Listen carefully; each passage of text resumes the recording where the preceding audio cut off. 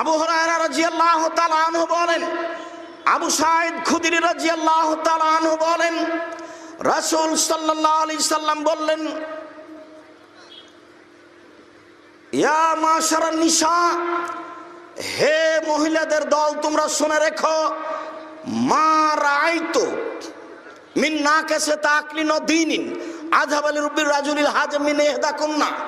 তোমরা এমন একটা জাতি যে বুদ্ধিমানের বুদ্ধিকে নষ্ট করতে পারো, তোমাদের চেয়ে কেউ বুদ্ধিমানের বুদ্ধিকে নষ্ট করতে পারে না।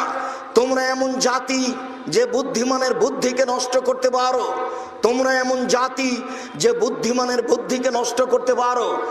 একবার যদি ও হাসি মুখে কথা বলে তাহলে আপনার ঈমান বিক্রি হয়ে যাবে, তার নাম নারী। এ কথা মুহাম্মদ সাল্লাল্লাহু আলাইহি সাল্লাম বলেন। সম্মানিত দ্বীনি ভাই বোন, আবু সাঈদ খুদরি রাদিয়াল্লাহু তাআলা আনহু বলেন,